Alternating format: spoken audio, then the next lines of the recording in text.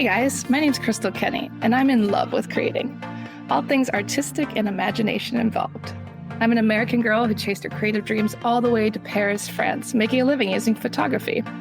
This podcast takes you inside the stories of all the artsy folks I've met along the way and gives you that extra push to discover your creative gifts. The desire to create is deeply inside each and every one of us, and I give you the tools and inspiration to find a new way of living a more creative life. This is La Vie Creative, the podcast.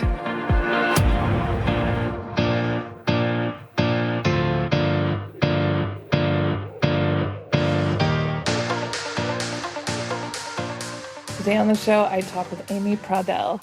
She's another American in Paris, and we talk all about how motherhood can affect creativity in beautiful ways. So welcome to the show, Amy. Thanks, Crystal. I'm really excited to be here. Happy to have you on. We're going to talk a lot about your artistic journey, motherhood, creativity, but I always like to go back to the beginning of what originally brought you to France. Oh my gosh. So moving to France was a dream. Ever since I first traveled here, gosh, I'm not even sure what year, but a couple decades ago at this point. And I just fell in love with Paris. I love the culture, the language, the city, the vibe, just everything. And during my first visit here, I went on an art teacher workshop afterwards in the Massif Central. And I learned that there were different opportunities that I had not thought of to move here. And so, let's see, well, I kind of have to give you a little bit of a backstory for it to make sense, I suppose. Yeah. So I was an art teacher in Chicago for about 10 years. And this was the summer after my first year of teaching.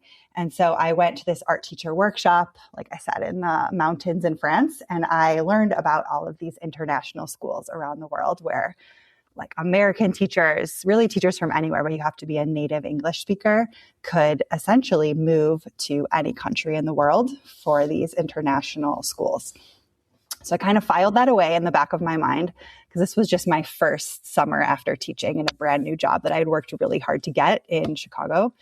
And so come COVID, when everyone is stuck at home, I really was doing a lot of soul searching, reflecting, and I just kept remembering that dream to move to Paris.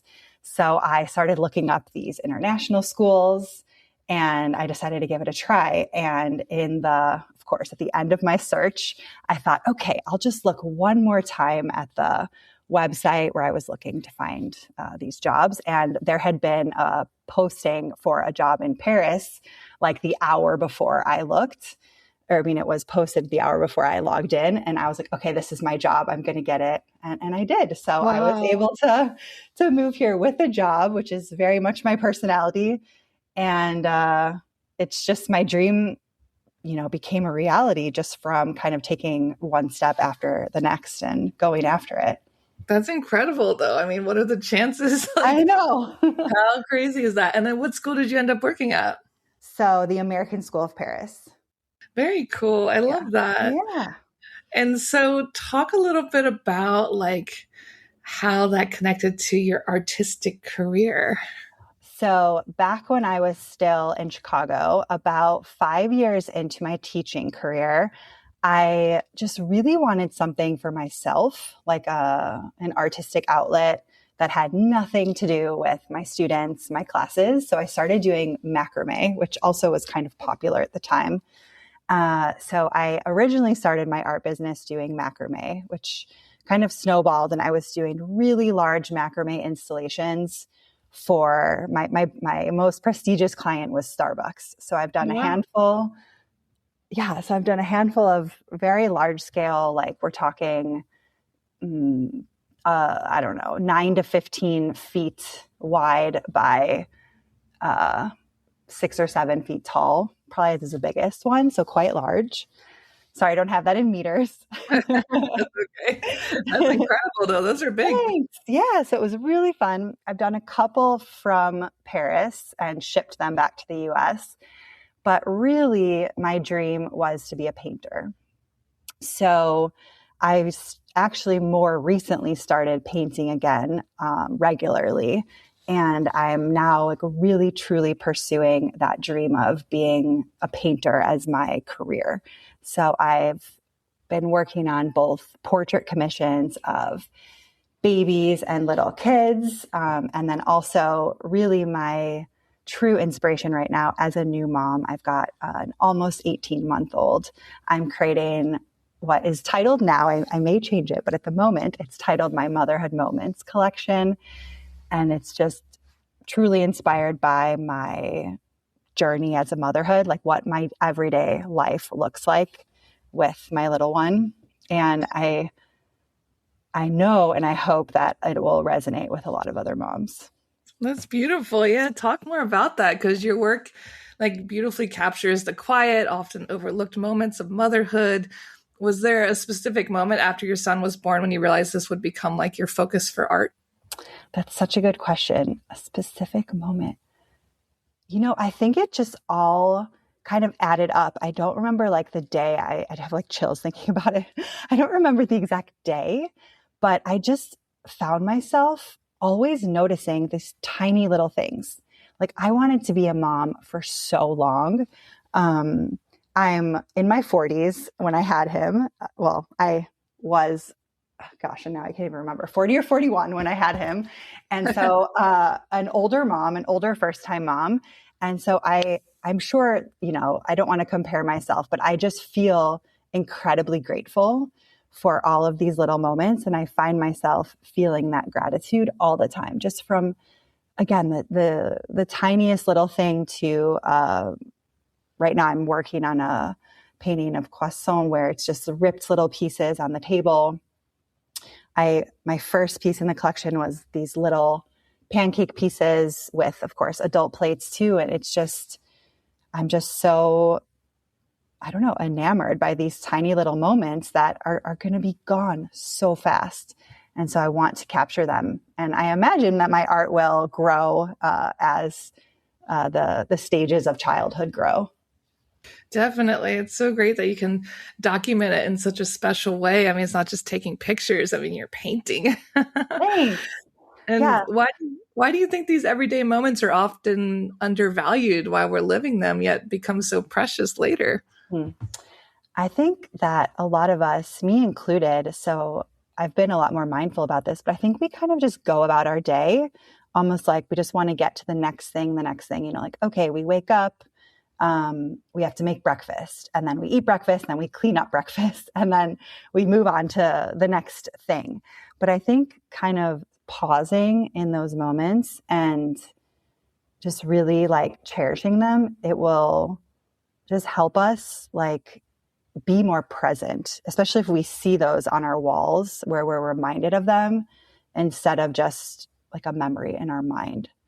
Because it's not a big moment. It's not a milestone. It's not their first steps, their first day of kindergarten, their first time saying a certain word or whatever. It's just really these everyday things. Yeah, definitely. And how did becoming a mother change the way you see beauty? Oh my gosh. I think it's really all related. To me, I think before I was kind of maybe focused on more like external beauty. And of course, visuals are always going to be important to me as a visual artist. But now I find beauty in connection a lot more valuable. So connecting, with my baby, even with my friends' babies, my friends, my family, I find those connections just so beautiful in like the human experience. I love that. That's so true, and something we also forget about a lot. I think we're all obsessed with beauty, especially in this technology internet world, constantly comparing ourselves, how things look. And to just go inside, is so important, and not just focus on aesthetics all the time. Yeah, I think there's a balance, right? Like I'm still creating what I like to think as beautiful artwork. I love the colors I'm choosing, the textures, the patterns, that kind of thing. So of course there is a beauty visual, but it's the meaning behind it, and I think a lot of us, because we grew up with social media, We grew up with the internet. It's just, so many of us are so addicted to the rush of opening your notifications and seeing all of that, that I think slowing down a little and being more present just will help us feel more like calm, connected, and just Yeah, better. for sure. I Yeah. mean, the studies are already showing that. Okay. We're losing our memory and we're stressed out, and like all this technology isn't really the best for us. So yeah, it's No. really true what you're saying. That's really hard. I've more recently been very intentionally not looking at my phone and not, continuously throughout the day checking email, Instagram, WhatsApp messages, just kind of blocking it so that I'm not in that constant addictive loop, which is Yeah. so easy to get into. I think a lot of people are starting to feel that. We're realizing how it's affecting us, and it's good to get out of that loop as much as we can when we can. Definitely. Yeah, definitely. And I think creativity, whether it's visual art, dance, music, photography, all of that is such a beautiful way of getting out of those loops. And were you surprised by how much motherhood influenced your artistic voice? Surprised. I think I don't want to just use the word happy, but I'm just like almost relieved that I have such a strong inspiration, because like I said before, becoming a mom was something I really, really wanted for many, many years. And it kind of, maybe I'm not surprised because it kind of just makes sense that it's all like these dreams I had are kind of all falling into place as I became a mom. And now I'm like kind of growing confident in my motherhood, because there's a lot of, I don't know all the terms and I'm just kind of speaking broadly, but there's a lot of things that happen in your brain when you become a mom, and like memories kind of unearth and you sort of re-experience your own childhood. And I think that's what has brought up again this dream of mine to be a painter. And now I kind of just feel like there's no reason not to do it. And the inspiration is so plentiful as being a mom. So it feels logical and super aligned. I love that. That's really beautiful. Thanks. It's true. It's true. You have that freedom now, so why not take advantage of it, right? And like all the things have dominoed to this point. Yeah, it's really, I think moving to Paris was the original catalyst to kind of having things start moving in the right direction for me. Not that I was in the wrong direction before, but moving towards what I really want my life to look like. And what emotions are you hoping mothers feel when they see your work? For sure, nostalgia. I want the pieces to kind of remind them of something that they went through, or something similar that they see now or used to see when their children were kind of at the age of the paintings that I'm creating. So I want them to just feel like warm and loving and connected and nostalgic about these kind of visual memories. And do you see your paintings as documentation, storytelling, preservation, or something else entirely? Oh my gosh, probably all of those that you mentioned, because I am documenting. I like to say I'm documenting like my motherhood or our motherhoods, but I'm also documenting our baby's childhood. I want to see on my walls, and hopefully my future clients' walls once I finish the collection, that it's like evidence of their baby's life when they were little and how the babies and the moms experienced it together. Definitely. And how did you train yourself to see these like fleeting moments? Train myself. I'm not sure I trained myself. I think it was more, I notice my brain. I notice what I'm thinking and looking at. I've been practicing thought work for many years, and as a way of just personal self-growth. And so I think I'm just really aware visually of what's going on around me, and then the thoughts and feelings that I have about those circumstances. And so I just kind of have that all work out in that way. Yeah, it's good that you're really trying to be aware. Yeah, It's easier. exactly. Just like be more present, aware, like attuned with the environment and the people around me. And what ordinary moment from your own motherhood journey has become unexpectedly meaningful over time? Oh my gosh. So hands down, the first thing that came to my mind was breastfeeding. So I'm still breastfeeding. My baby, like I said, is almost 18 months, and I have a bunch of mom friends, and they are not everybody, but a lot of it seems to be the non-French mothers that I meet here are the ones that continue. I don't know if that's like a stereotype or a statistic or anything besides my own observations. But that for me is such a special moment. And I know that I will cherish that connection forever and ever. Yeah, it is funny you say that because it is like a common thing I've found with French mothers that they're often even encouraged like just do formula. Mm-hmm. Like it's like don't bother. And if you're still breastfeeding after a couple months, there's something wrong with you kind of thing. It's just like the culture. Yeah, well, the culture here is also to send your baby to creche when they're 4 months.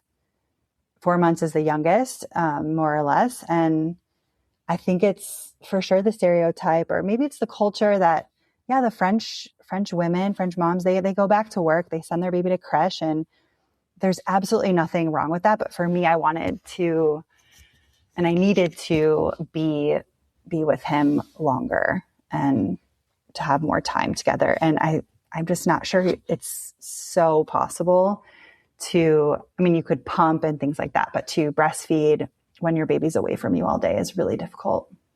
Yeah, definitely. It's like to each their own if that works for them. For sure. Oh yeah. Or Yeah. it's, I'm reading this book right now. We're pregnant with our first child. Oh, congratulations. And, yeah, I'm like you. I'm 40. It's a boy. I August. love it. But I'm reading that book, Bringing Up Bebe. Oh, Did you so read that? good. Yes, Yeah, yes, I find more it than really once. fascinating. Yeah, it's so good because it talks a lot about these things about the differences between our cultures, American and French, and raising children. And I just find it fascinating. I mean, some of the stuff they do, I'm like, yeah, that's a good idea. Why don't we do that? Oh yeah. I for sure some of the stuff I'm like, oh my God, genius. Like we're gonna do that. Like something that you'll probably hear from a pediatrician or midwife or really any health professional. Even at like, I don't know, 1 month old, they're like, if you're having an issue with sleep or napping or this or that, they're like, well, did you talk to him? Did you tell him that this is what you're doing? And I'm thinking, he's a month old. He doesn't know what I'm saying, but they're really insistent that if you speak to the baby like they understand you, that they will understand you. Yeah, because it was that was woman. Really fascinating. Yeah, that one of those. It was one of the first female psychiatrists or psychologists, French female. I forgot her name. She's in the book, but it's based off her studies of saying you talk to babies like they're adults, like that is really normal, and it's funny. Yeah. So, do you think that modern culture encourages us to overlook the beauty of everyday life? I do. I think you have to be really intentional about, like what I said before, just kind of cutting yourself off from technology a bit. All of the social media, the constant emails, just the constant like barrage of things coming at you all the time. So I think it's hard to just sit in the moment. Even this morning, like my son usually wakes up quite early and he was kind of just rolling around in his bed content. So I had an extra like 15 or 20 minutes and I had already done like my morning routine, what I wanted to get done. And I normally would go get him, but he was totally fine. And I was like, my default would have been just to probably open Instagram and start scrolling, or open my email and start, deleting, reading, flagging, whatever. And instead I was like, no, I'm going to have a second cup of coffee, because he unfortunately was up quite a bit last night still. But I was like, I'll have a second cup of coffee. And I sat on our terrace and I just sat and sipped my coffee and looked at the view. And I imagined, I'm really into manifestation. I was just trying to imagine some future manifestations that I've kind of been working through. And it was like so much more lovely than scrolling, staring at my phone, you know? So Yeah, it's tough. You have to be super intentional about it. definitely. Because we're all on autopilot to just pick up that phone and start scrolling and getting lost for hours. So yeah, definitely be intentional. It's so good. Yeah, that default brain just really takes over fast. Autopilot. Yeah. And what do you think children can teach us about presence and observation? Oh gosh, I mean, it's amazing the things that my son will be interested in, you know, like, because everything is new. So it's just such a joy to watch him explore the world and experience new things. Like, he is literally fascinated by a roll of tape, you know, the way that it hits the ground and kind of shimmies a little as it goes back and forth. Or, you know, the way some music will play if he pushes a button. Or when he's breastfeeding, how he'll play with my shirt and like look so intently at the pattern. And if there's, for example, like I have a shirt I wear often with little flowers, he'll like put his finger on each little flower. And it's just, it really makes us, or it makes me try to do the same a little bit in my own world, in my adult way, of course. Yeah, just being totally in the moment. Yeah, exactly. He has no emails coming in. He doesn't have social media. He's just, he's present. There's nothing, there's no agenda for him that he's aware of. You know, we've got play dates and, and plans, but he doesn't know. No, he's totally just there for the ride. He has no choice but to be present. He's a guru. Exactly. Right. And then we're conditioned out of it. And so I hope that I can teach him to be present. And definitely do that as long as possible. Yeah, definitely. So many women struggle to maintain their creative identities after becoming mothers. What has your experience been? It sounds like the opposite. You know, it is a bit the opposite, maybe more than a bit, because, but listen, my son is 18 months almost. For the first year, struggled. I would say it was about a year, maybe a little bit less. I think I did my first artwork when he was maybe 10 months old. Not my first artwork ever, my first artwork as a mom. So it took me a while because it's, you know, your whole world is upside down, most of it in the best way possible. But then of course there's lots of challenges that come with it.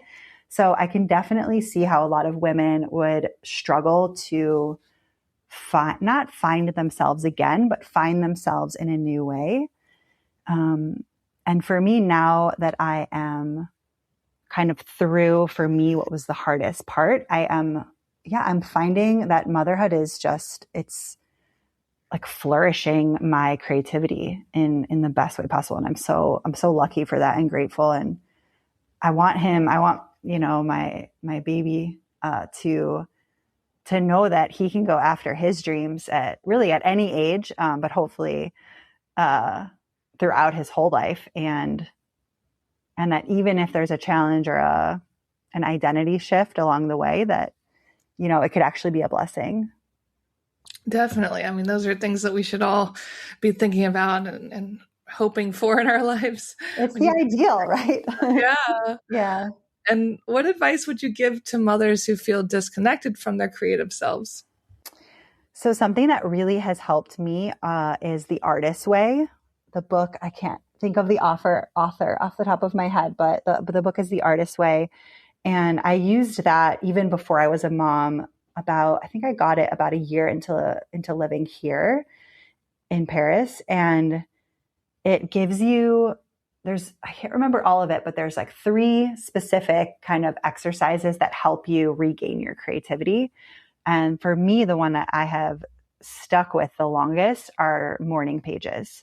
So I don't know if everyone has heard of them, but it's essentially journaling. She says to do 3 pages in the morning, first thing in the morning.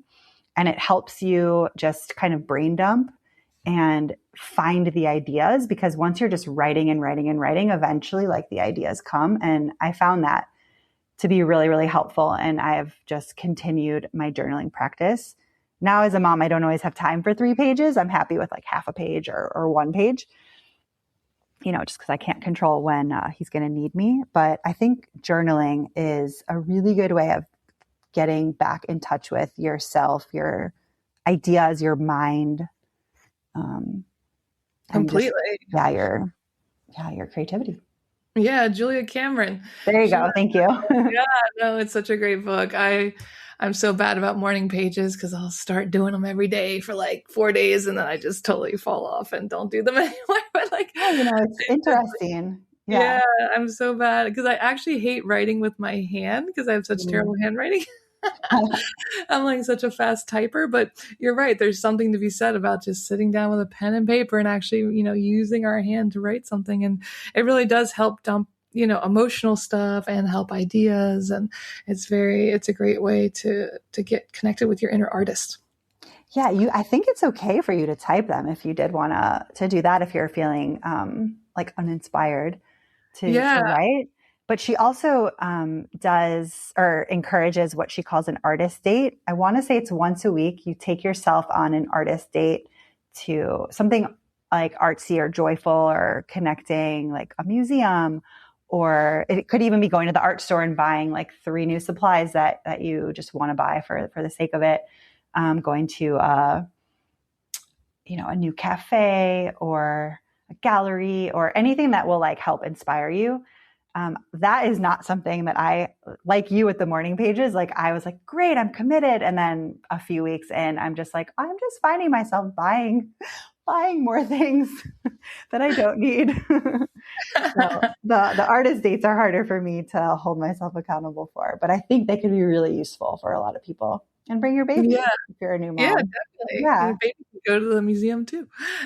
Yeah.